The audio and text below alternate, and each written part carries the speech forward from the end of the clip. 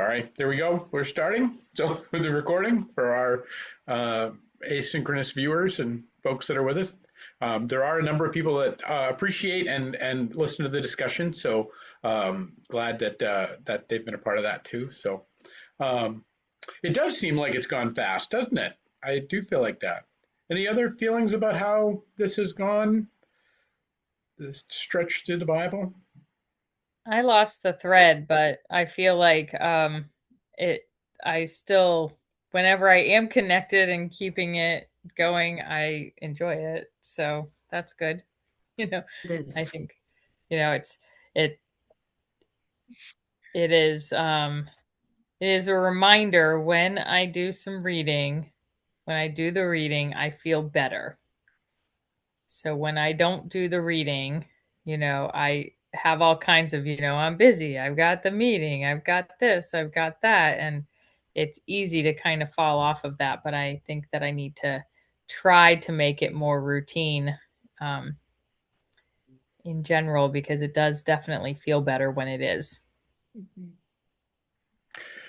I've And been, maybe that's kind of some of the most beautiful thing we can get is because what I like I call that, that's like an encounter with logos, like that's that when we do the things that are in accord with the rhythm of the world, we feel better, things are better. When we act against that, they go worse and we feel worse. And that just having those encounters, regardless of how well they go or they don't go, but having that kind of is often an incredible, is sometimes more the point than anything else. So thank you for that.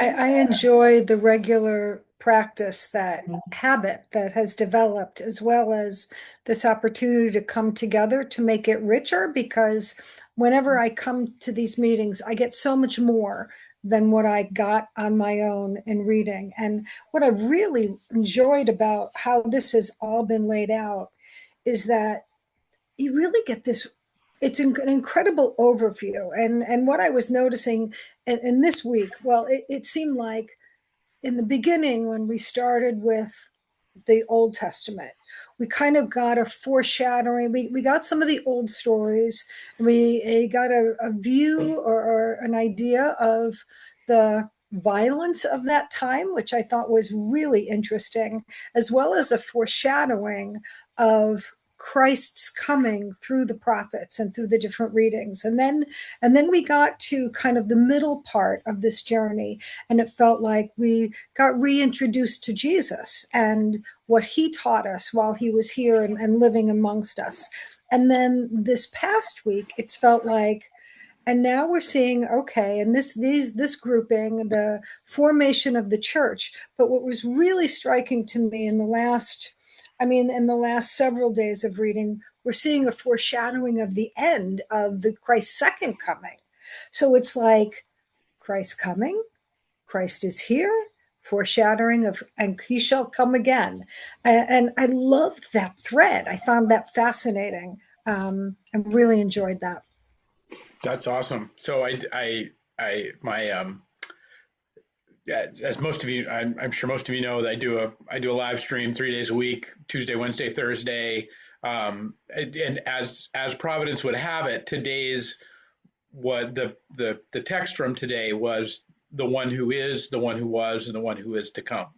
And Yeah. that quote that comes out of Revelation, and how you are absolutely right to pick up on this thread, that is actually what we find and what we encounter in the entire Bible Right. is this the and so in some ways, Bible is so many things, but one ways it is because what that is the one who is, the one who was, and the one who is to come. That's one of the many million, Google jillion, however many names of Jesus. Like that's a name. And so it's the sense of like, in some ways, Bible is the name of God. It is this name of it's like getting to know the one, this one that it is kind of getting to know the unknowable and that kind of thing. So it's really that's kind of kooky that you picked up on that on today of all days that I was talking about that too. So anyway, kind of cool. That's cool. Yeah. So thank you. But and Yeah, and I really appreciate you saying that, because that's because that's really the hope that I have for this whole thing, is that we can get the narrative arc of the Bible, that we can get that it starts somewhere, it has a beginning, middle, and end. It's pointing us towards things, and it's pointing us, and that at its heart is a story, because at the heart, because to me, the core of reading Bible is understanding that the Bible is a story, and that our lives are a story, and that they both mirror each other. They're microcosms and macrocosms of each other, and that and mostly the most important thing, we're invited into that story, that it's our story too, and that and which is what we really start to find in these parts of the epistles and those sorts of things. So thank you. Yeah. Any other thoughts about what this has been, to kind of reflect on our? I felt also that the first, I mean, as it is, the Old Testament was very intense reading, whereas this was a lot later. Yeah. And parts of it reminded me of Proverbs, like ways to live by, which I know that was the purpose of, why he wrote. But anyway, it was nice reading. Right. Yeah, that's for sure. I mean, it's a very there we and I think it kind of mirrors that image too, of that, like the unrelatable to becoming relatable, like that these things that are that why are we talking about calves and golden calves and dancing, or what, like what, why are we talking about the, like, versus, and then to these places where, oh no, actually these idols, when pursued, have real damaging effects on us as human people, and that this is what those look like, and this is what it is to live in accordance with, in rejection of those idols and acceptance of relationship with Jesus, and so that they're still talking about the same things, but they go from this kind of abstract, mystical, esoteric kind of thing down to this, like, the practical lived application of, which is really in many ways the entire point of what Jesus was doing, was bringing the word to life in our lives, so that we could actually do something with it, rather than wear special garments and dance around 7 times, which is fun. Don't get me wrong. Everybody loves wearing special garments and dancing around 7 times, but there's more to the spiritual life. So, all right, well, let's jump into. So we ended up last week with with Ephesians 6 and the full armor of God. So we're kind of working through these different letters from Paul, and then we'll get into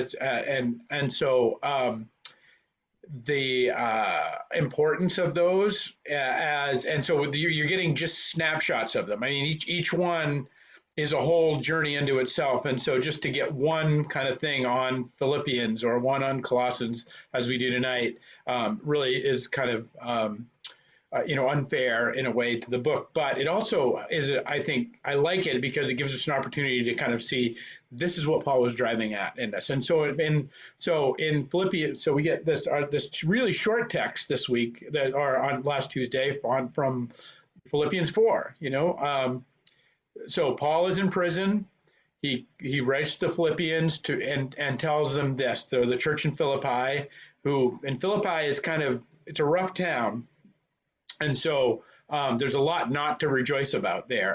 And Paul has the kind of bona fides. He's got the street cred, though, because he's in prison, and so it's like, well, you don't have it worse than me. So Paul, and he writes, rejoice in the Lord always. And again, I say rejoice, showing that the Christian, this idea of our relationship with Christ, and the Christian idea of joy is not rooted in circumstance.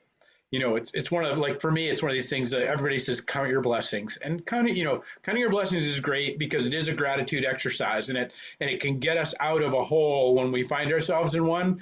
But I also have a real problem with it, because in some ways, if you press it too far, because of the fact that that if we're constantly looking to circumstances, if we're like, okay, well, this might be bad, but this is good, it actually can rob us of relationship, which is what Paul is talking about. He's saying that there is joy in our relationship with Christ, even when things aren't good, and maybe even more joy when they aren't good.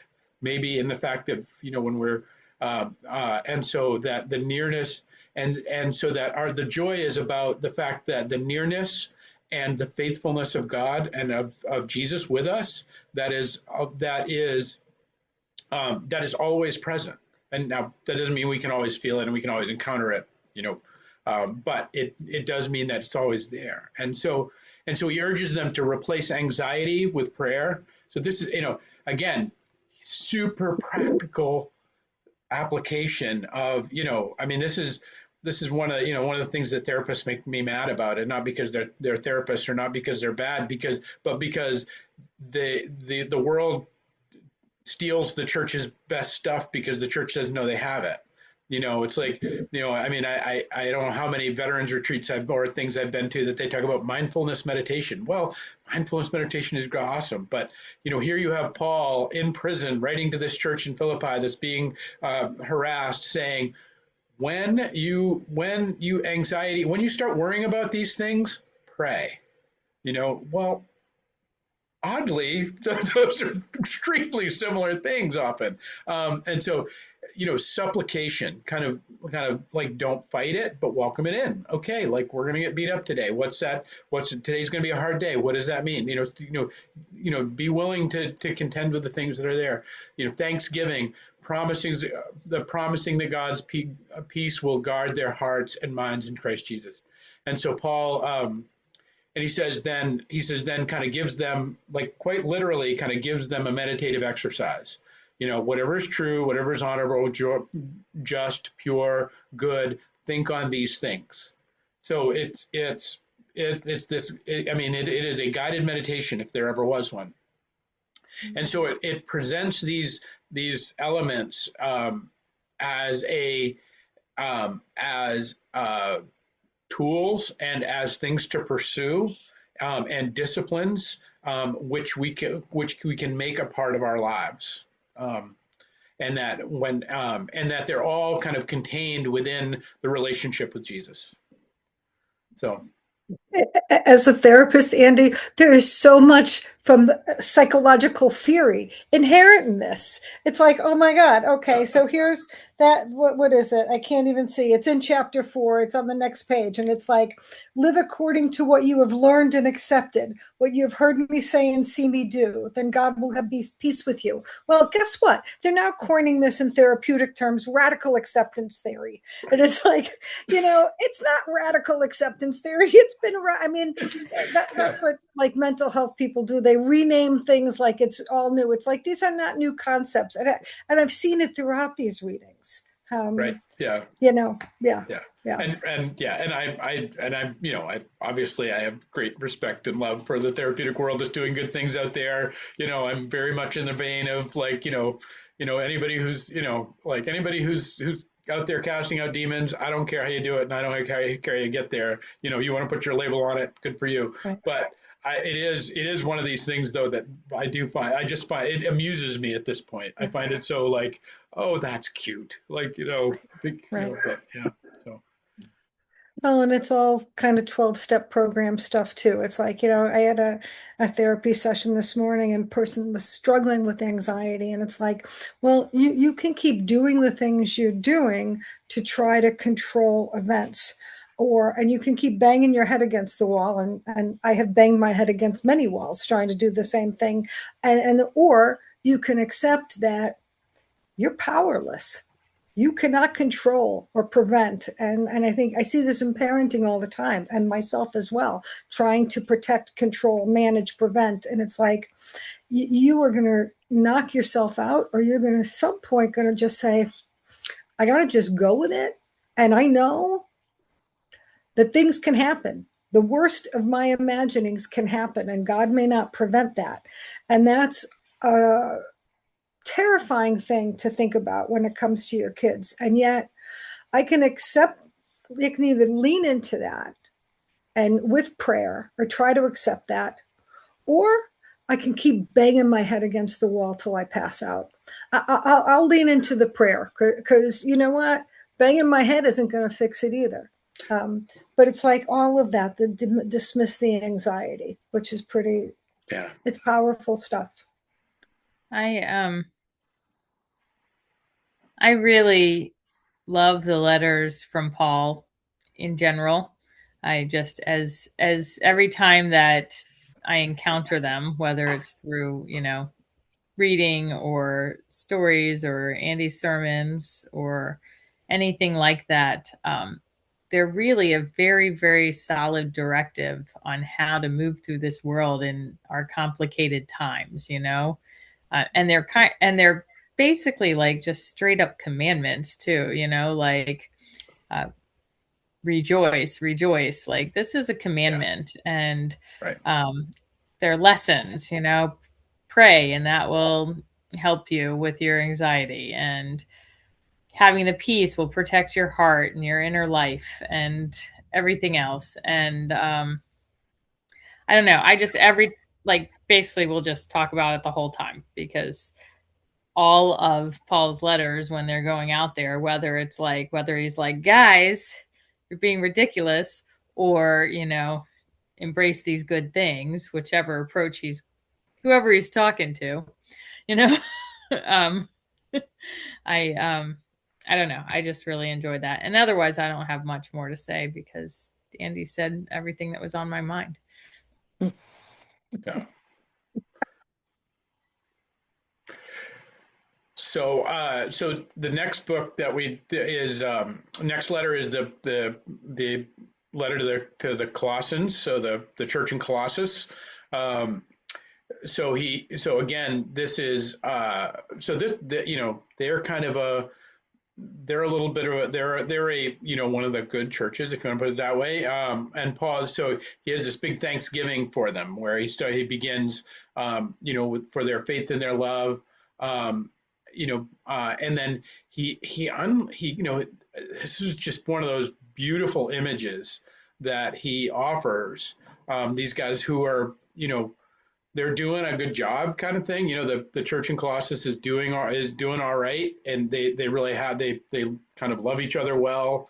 They're holding together. And so he offers them this, and so they're kind of ready to receive, in a way, this really beautiful image of the invisible God in whom things were created, and that how Christ is before all things and holds all things together as the head of the church, and that everything, and that he's really the first of all things, and so and the way that that Christ's blood, and we can go deep into that, but understanding that as kind of the life of Christ, to think of that as the life of Christ. When you read Christ's blood, read the life of Christ, both in, and I don't mean just like the fact that he lived 33 years, but I think about the vibrancy, the life that's in him, and what he brought into the world in his life and in his living, and that life reconciles all things to God. It makes everything okay. Like that's kind of what I mean, that's I like this is what you were driving at, Christine, in saying, like, there's these huge anxieties of the world and these huge things that I can try and control, that God's doing this and I think he should be doing this, or the world's doing this and I think it should be doing this, and the effort to kind of, or my child is doing this and I think you should be doing this, whatever it is, that that reconciliation that comes in, that thing that squares the circle, that makes it okay, is Christ's life with us, which is really what the ancients mean when they talk about blood. They don't talk about the red stuff that oozes out. They're talking about the essence, the vibrancy, like when if you look at a child and you say, oh, they have a lot of life in them, like there's this, they're lively, that's more what they're talking about. So this passage, and it places, what I think is brilliant about this, is that he places Jesus at the center of this, at the center of all life. That wherever you start, when you get to the middle, when you get to the center, you're going to find Jesus. Like that's where all the arcs bend towards the creation, the redemption, and the regeneration of the church, like and creation, and all of creation, and our life in it. So what did you think of that image that he offered in First Colossians?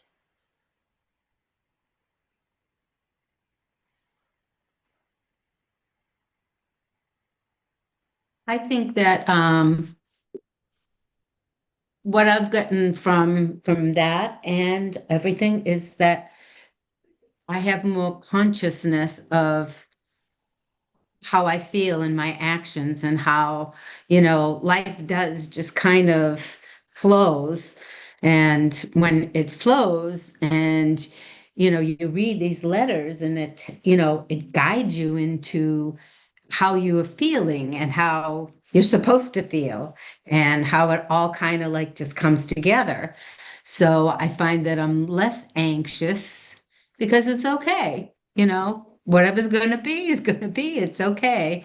And you just kind of to be more conscious of your thoughts and your actions. So that's the way I kind of get out of all of these letters.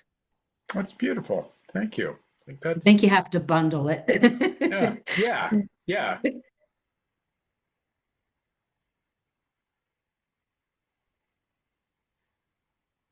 And they have been, and that's actually a good, like historically, they always have been.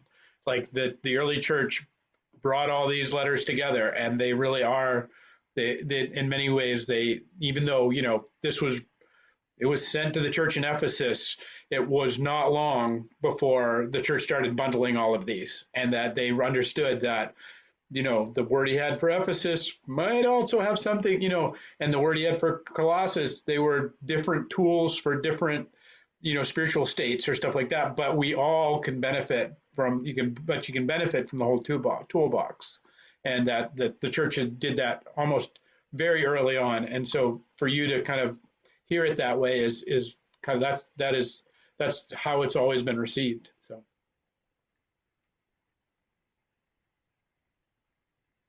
So we go from the church of Colossus to these 4 readings of Timothy's. So Timothy is kind of one of Paul's. He's kind of Paul's understudy, or he's kind of Paul's mentee. So Paul's the mentor, he's the mentee. So he writes these 2 letters to these letters to Timothy, and really down to the granular level about like how are you to be, and I think they're very they're I don't know if you get them in these short readings, but they are very fatherly in a way. They are very much like he really says he's really helping him understand how the church is set up and how he can be a part of it. He's kind of an older leader trying to give some wisdom to a younger leader, and you get this sense of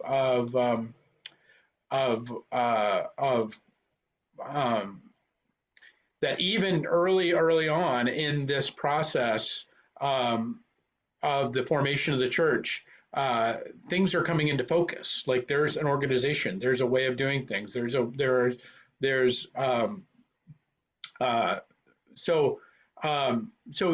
there are qualities that you're looking for in both in yourself and in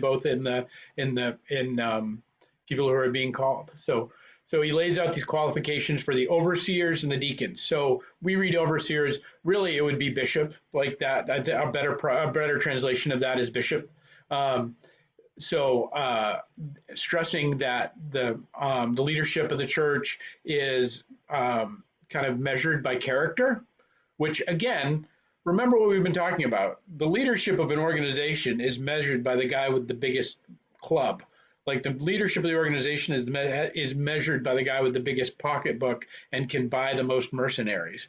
this is not the idea, the radical idea that character actually counts for anything is in many ways, it is, while you'll find it in the proto kind of Christian writings of like of Aurelius's Meditations and some of the Greeks, like that doesn't come on as a thing that's really worth pursuing until really the Christian movement. Like it really is. And so, this godly character, faithful household life, spiritual maturity, these leaders that leaders should be above reproach. They should be self-controlled, hospitable, able to teach. These are always, when you're a pastor, you read this thing, you're like, oh God, I'm such a jerk. I'm so bad at this job. But it is a checklist. And this invitation to understanding the church as God's household, which in the ancient world that has super real repercussions. That we are sons and daughters of the pater familias. That we have legal standing, we have economic standing, we have rights and privileges, and we have an inheritance, which is kind of the most important thing. That it is a household, that the church operates as. Again, nobody else organizes themselves this way. And then kind of talking about the character of the deacons of being wise and respected and this. And so it's and so being the kind of idea of and even just the idea of kind of godliness centered on Christ. That we have a, as kind of the pilgrim model, we have a path to walk, and that's going to take us somewhere, and that's going to form us in a particular way. So thoughts about?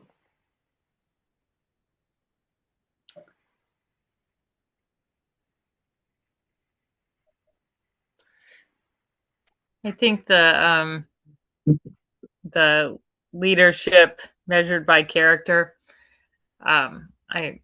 I find that helpful, but even beyond that, I think that is distinctly Christian, because if you think about the Old Testament, when they started kind of introducing that, when it was just like, now we're going to choose the youngest son, now we're gonna, and that all started then, and it was just so against the culture of all of the times, and sometimes even against culture now. It's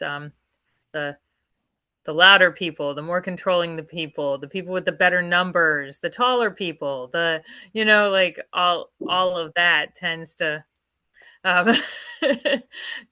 tends to play such a big part in it. And leadership is not always measured by character at all, even to this day. And I think that it's good to be reminded through Christianity of that truth, because sometimes you see other examples. You see people become more successful, you see people struggle a little less, who aren't living their lives in that way. And it's not that you're jealous or want to be like that, but it is noticeable sometimes that if you are actively just trying to move through the world well, and that sometimes that is not always rewarded quite the same as people who do not make that choice. But ultimately, our rewards aren't here on earth. So that's really and I think that that's really important to remember. And these readings are really relevant for that. Right. And that's so beautiful piece of like, what is the point? Is the point to have all of the fancy pants and the lollipops? What is the point? Is that when, is the one who dies with the most toys wins? Is that really true? And is that the goal?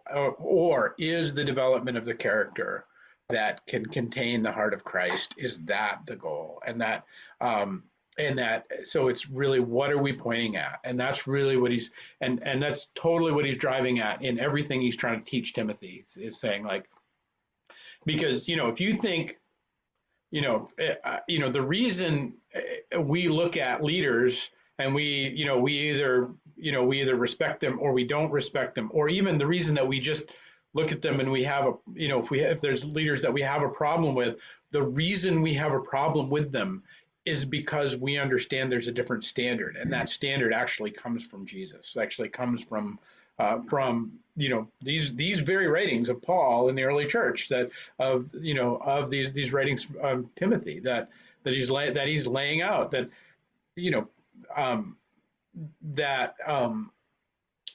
and because we and it's 2,000 years removed from this, one of the things we do is we make the assumption, like, well, it's just true, and it's just always been that way, or it's just that's the way it should be, and it's not that way. But nobody believed that was the way it should be, and that up until the beginning of this point, and there's still plenty of people you can find that don't believe it should be this way, but the fact that what is the most encouraging in some ways is the outrage. You know what I mean? In terms of, like, well, that's not right, and it's like, well, why isn't it right? Well, it's not right because of what we're reading right now, and where that comes from, and the reality that was established in the resurrection of Christ, that testifies to, in the overcoming of death, in that, and what that tells us about that. So, and then he goes, and to your point, then he goes on to our famous little quote of about the love of money, and that there will be those who the false teachers who are going to preach and teach and use religion for personal gain. They're not a bug. They're a feature. They're a part of what is going to happen. And contrast greed with contentment, which I always think is a really interesting contrast. Like like greed is actually the lack of contentment.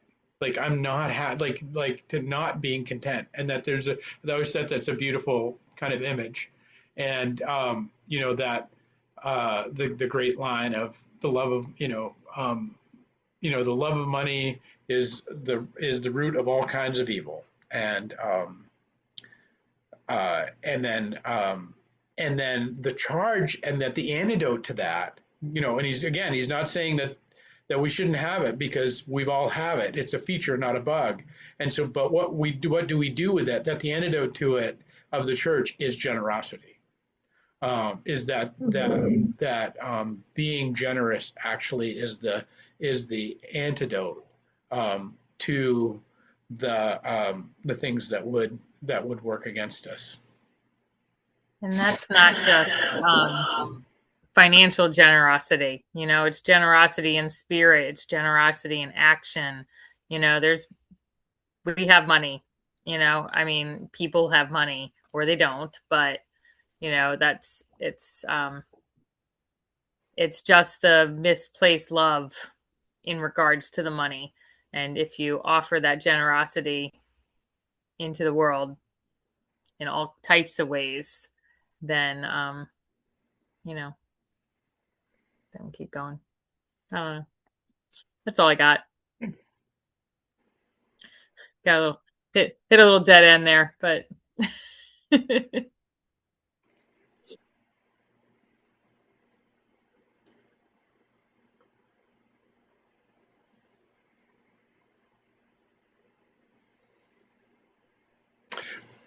Okay, we'll keep and then then we get to this. That was the first letter. So that's kind of two excerpts from the first letter, and this is his second letter. So this is a little further down the road, and Timothy's contending with more things, and Paul is kind of trying to encourage him in some ways. He's, be strengthened by the grace that is in Christ, and to pass the gospel on to faithful people, and those that So, and to pass it on to those who can teach. If you've been in worship with me, you know that, often my benediction will include some kind of charge to go forward and love the world, or go forward and heal the world, or go forward and teach the world.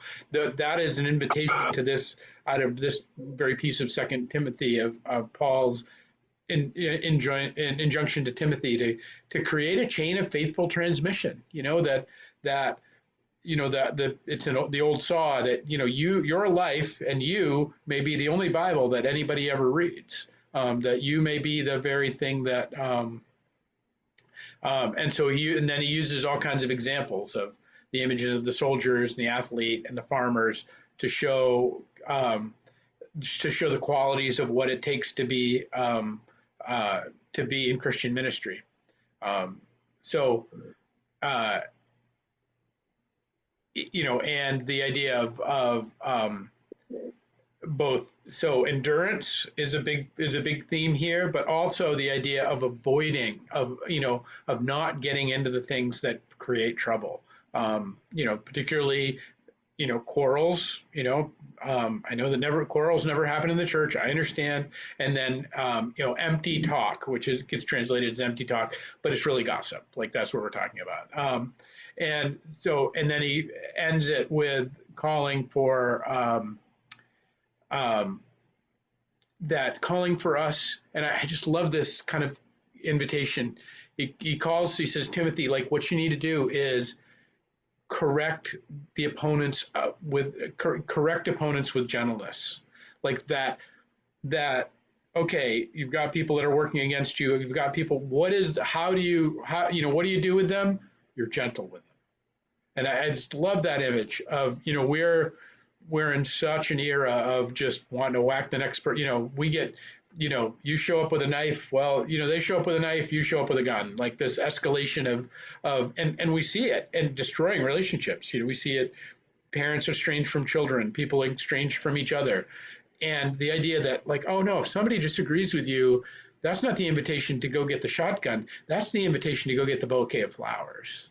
Of where we need to that, and it doesn't mean we don't correct them, but it's that correction with gentleness. I mean, there's so much wisdom in this stuff. It's so good. It's so smart.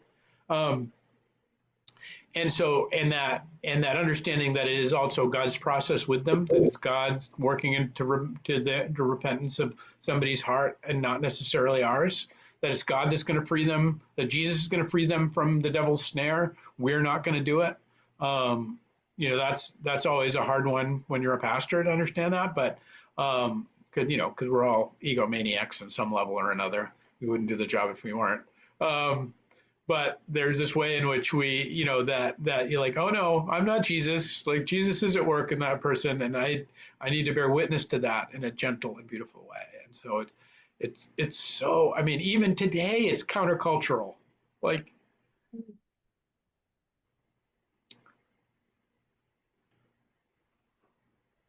So any thoughts about that? Well, it's like Chris, like you said before, it's like these commandments of how we're supposed to be and how we're supposed to act. It's all right there. Like, and it's just repeated over and over. And it's we need to be reminded all the time, right? Because there's so many influences that we're constantly bombarded with in terms just money and all the things that we value in our culture that we valued since ancient times, that has continued right up, money and power and all that kind of thing, and just switch it around. And we just, God knows human nature over and over and over, that it's living today of how we're supposed to live. What are the things that we're supposed to care about? How are we supposed to care for each other? Yeah. Like you said, it's extremely countercultural, and right now, I don't know, everything's just so heated. We were talking about leadership and how if you're reading this and you're paying attention to this and you're trying to live with, good character, that you just get so angry. when, you know, you see other people or you feel other people are not living that way, and particularly leaders or friends or family or anybody really, like, you know, when you just get this burning in you, you know, that's just so frustrated. And then to bring it back around to the um, um, truth, truth being defended with gentleness, to, you know, uh, be unto, be gentle unto all men, apt to teach, be patient, you know, and on one hand, you're like, why can't they be more like, you know, we're being taught? And then the reaction is the opposite of what we're being taught, you know? So it's this contrary, you know, you get all worked up, but then you have to also remember that it's not your place to remedy, you know, remedy these things. And then you have to, you know, keep up your own good character, but also be kind and gentle with others, and know that God is working with them, and that it's, you know, but you wouldn't know that from day to day sometimes, particularly if you're on social media, which you generally am not. Yeah. You know, And- like that's some toxic stuff. But anytime I go on there, I can find myself getting mad at people, yeah. or, you know, and then I just, you know, stop going on there because it's not my place. It's not where I need to be. But if I spend too many days, like, happen to be in the mood to scroll or something, then nothing good comes from it. You know, it's just a disconnect, and it's me trying to overpower something that is not mine to overpower. Right. Right. And then you end up doing the exact same thing that you're thinking somebody else is doing, right? How come you Exactly. don't see it? How come you don't get the disconnect? What's wrong with you? And it's like, Right. oh, Exactly. Oh, here I wait. am. Oops. Different verse, but same story, you know? Yeah, it's rather humbling. It is, definitely. Yeah. Yeah. Yeah. Um, so the other thing that the second letter to Timothy is kind of a goodbye letter. So Paul is in prison. He's going to be executed, likely. He knows he's nearing death, and Timothy is his, you know, bright shining protege. He's the one that's going to carry this on, which is part of the teaching. And then, but he's also, and so a part of trying to pour all of everything he has into him, but he also has this. Of this invitation to lean into suffering. Kind of anybody who's going to try and do anything, anybody who's going to live a godly life, if you will, or anybody who's going to pursue following Jesus, there's going to be persecution. And that doesn't necessarily mean that just because, you know, you wear a cross, somebody's going to be mean to you. But it means that, you know, if you're going to walk in this way, there's going to be resistance. The devils will find you. There will be some sort of, and it may be, and that the antidote to that Timothy is told to continue in the sacred writings. That actually reading the Word, that reading Bible is one of the techniques, one of the core techniques of staying getting off of staying out of the rabbit trails of getting led in deception or some kind of falsehood, but it's also what he's really driving at is that you know, where he says all scripture is God breathed, that you know, and that's a key right back to you know, it's right, you know, that's right back to the creation story. So, you know, the spirit moved across the waters. That is, the spirit is ruah. It is the same word for breath. So the breath moved across the waters. You get Jesus at the resurrection, shows up, and what does he do? Kind of the, you know, as somebody said, you know, the holy halitosis moment. He breathes on them. Well, that kind of seems, you know, like creepy, but it is to say that it is this is a second creation. This is, they breathe, you know, that the spirit moved and breathed across the waters, and now Jesus shows up after the resurrection and breathes. And that Paul is saying all scripture is God breathed. He's saying that we can participate in that, and we can encounter that when we spend some time with scripture, which I feel like that's kind of where we started a little bit tonight, about people talking about, like, when I do this, things are better. When I don't do this, they aren't. These disciplines, they help me, and that is permitting God breathing into us, breathing the very life of creation into us. And then he has that. Then he ends it with this beautiful kind of image of I have fought the good fight, I have finished the race, and I look forward to the crown of righteousness. It's there are only really two real sports in Bible. There's wrestling and there's racing, and so I like both of them. This is his kind of invitation that we're running this race. Anything that struck for anybody?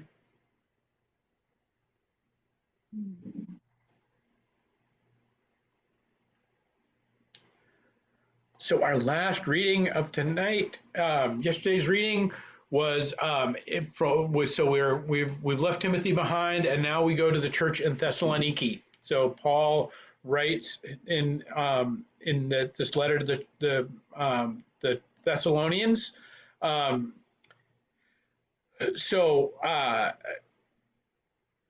Again, there is this. There's a fox outside my window. There's a Paul writes, so believers won't grieve without hope. So the church is under a lot of persecution, and they're losing people. They're losing people they love, and so that it's going to break our hearts. People we love dying breaks our hearts. We're going to grieve, but not to grieve without hope is his invitation, and that really living in this knowledge, living in this reality that the dead in Christ will rise first, that the dead, that the cry, all of these kind of beautiful images of the voice of the archangels, the trumpet of God, Jesus will gather his people, and that with both the living and the dead, and that the day of the Lord will come. And we don't know how it'll come. We don't know where it'll come. But this sense of anchoring hope, in this, in the confidence of the resurrection and the confidence of life eternal.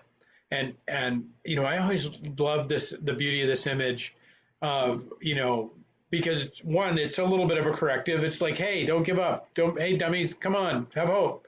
But at the same time, it's also this beautiful comfort of being confident in what we know to be true, in a sense, in the resurrection of Christ, to live in it, to dwell in it, to have that inform our daily living, to sit in traffic, understanding we are eternal beings, and to know that, the person who just cut us off and,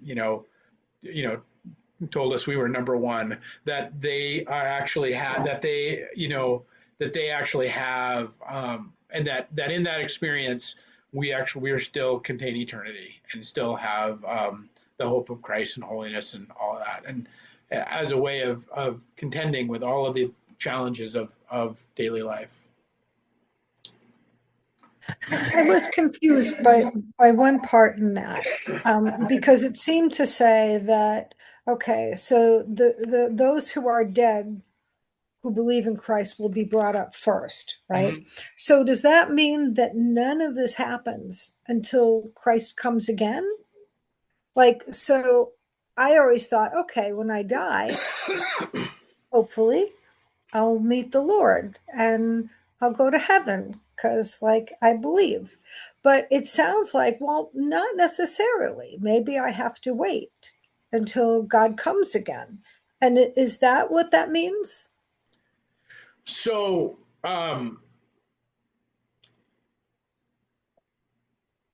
sort of. the what Paul is so Paul's operating in the kind of the worldview of the ancients, which is this, the dead will kind of are, end up in Hades, and then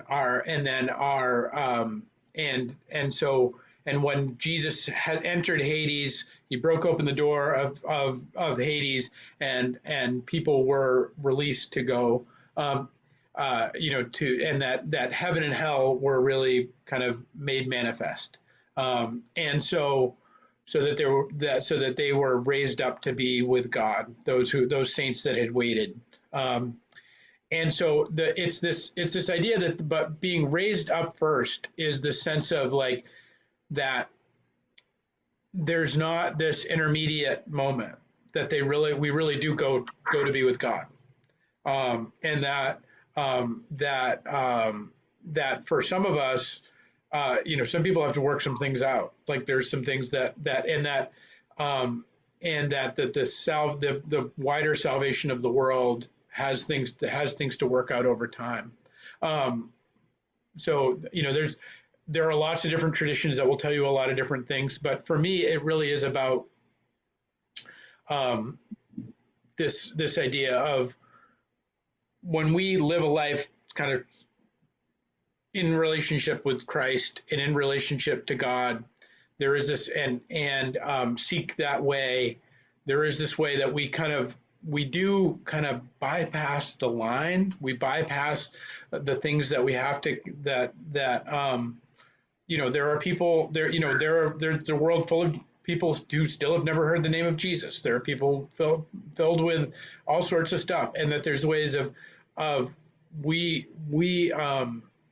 that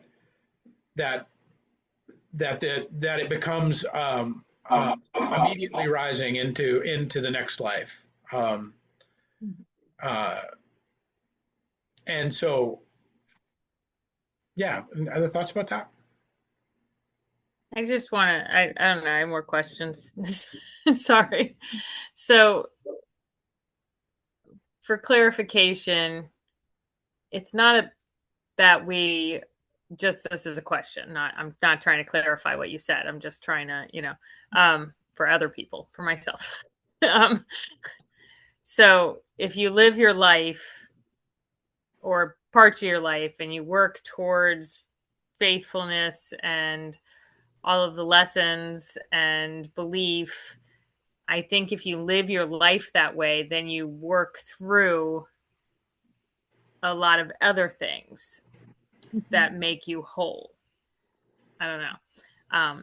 But if you have none of that, then maybe you still have some things to work through to bring you to that place.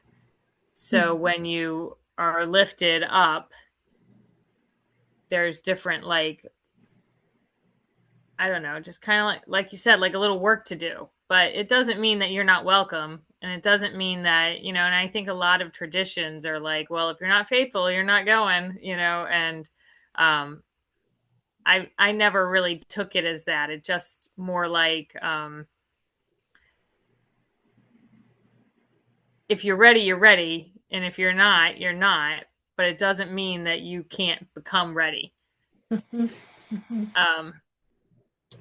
So I don't know. It's kind of a weird, I struggled a lot with this when I was young, and I feel super bummed for people who have no faith, because I think it makes life here on earth pretty hard, particularly through things like grief and that sort of thing. But I don't know.